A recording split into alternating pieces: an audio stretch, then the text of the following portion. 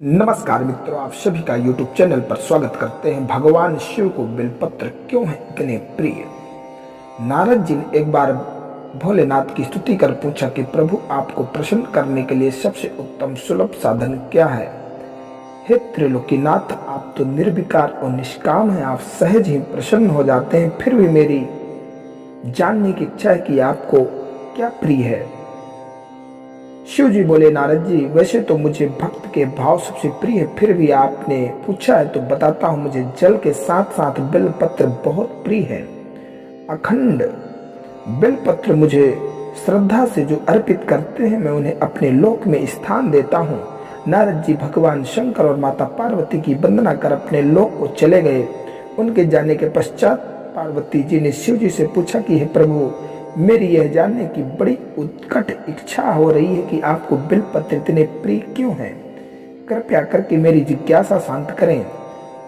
शिव जी बोले कि हे शिवे, बिल्व के पत्ते मेरी जटा के समान है। उसका त्रिपत्र यानी 3 पत्ते ऋग्वेद, यजुर्वेद और सामवेद हैं। शाखाएं समस्त शास्त्र का स्वरूप है।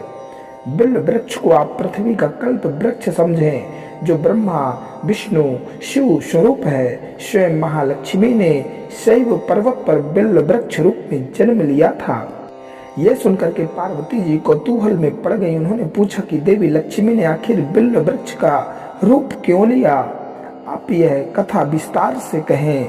भोलेनाथ ने देवी पार्वती को कथा सुनानी शुरू की। शिव जी ने कहा कि हे देवी, सतयुग में ज्योति रूप में मेरे अंश का रामेश्वर लिंग था। ब्रह्मा आदि देवों ने उसका विधिवत पूजन अर्चन किया था। फलतः मेरे अनुग्रह से वाग देवी सबकी प्रिया हो गई। वे भगवान विष्णु को सतत प्रिय हो गई। मेरे प्रभाव से भगवान केशव के मन में वाग देवी के लिए जितनी प्रीति हुई, वह स्वयं लक्ष्मी को नहीं भाई। अतः लक्ष्मी देवी चिंतित और रुष्ट होकर के परम उत्तम श्रीशैल पर्वत पर चली गईं। वहां उन्होंने मेरे लिंग विग्रह की उग्र तपस्या प्रारंभ कर दी। हे परमेश्वरी, कुछ समय के बाद महालक्ष्मी जी ने मेरे लिंग विग्रह से थोड़ा ऊर्ध्व में एक वृक्ष का रूप धारण कर लिया और अपने पत्र पुष्प द्वारा निरंतर मेरा पूजन करने लगी। इस तरह उन्होंने कोटि वर्ष 1 करोड़ वर्ष तक आराधना की। अंततः उन्हें मेरा अनुग्रह प्राप्त हुआ। महालक्ष्मी ने मांगा कि श्री हरि के हृदय में मेरे प्रभाव से वाग देवी के लिए जो स्नेह हुआ है वह समाप्त हो जाए। शिव जी बोले, मैंने महालक्ष्मी को समझाया कि श्री हरि के हृदय में आपके अतिरिक्त किसी और के लिए कोई प्रेम नहीं है। वाग देवी के प्रति तो उनकी श्रद्धा है। यह सुनकर के लक्ष्मी जी प्रसन्न हो गई और पुनः श्री विष्णु के हृदय में स्थित होकर के निरंतर उनके साथ विहार करने लगी।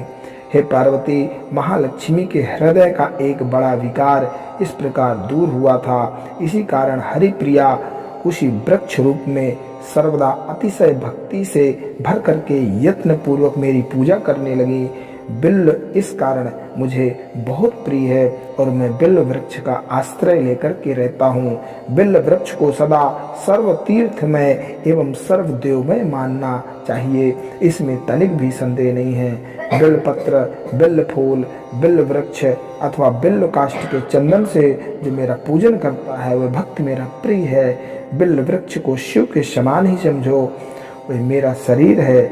जो बिल्व पर चंदन से मेरा नाम अंकित करके मुझे अर्पण करता है, मैं उसे सभी पापों से मुक्त करके अपने लोक में स्थान देता हूँ। उस व्यक्ति को स्वयं लक्ष्मी जी भी नमस्कार करती है। जो बिल्व मूल में प्राण छोड़ता है उसको रुद्र देह प्राप्त होता है। तो दोस्तों, ये वीडियो आपको कैसे लगी कमेंट बॉक्स में अपनी राय अवश्य दें। चैनल में अगर आप पहली बार आए हैं तो चैनल को सब्सक्राइब करें। हर हर महादेव।